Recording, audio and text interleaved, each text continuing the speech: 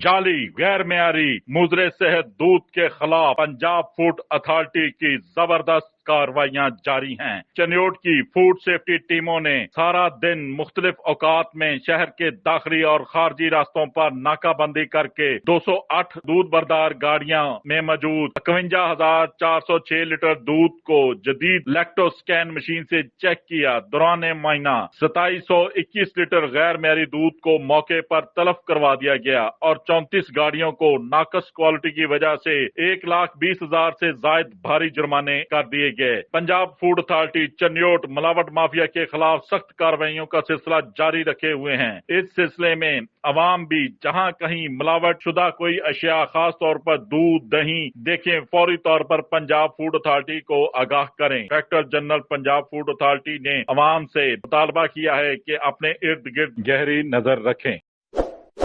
इस वीडियो को लाइक करें, हमारे चैनल को सब्सक्राइब कर बेल आइकन जरूर प्रेस करें।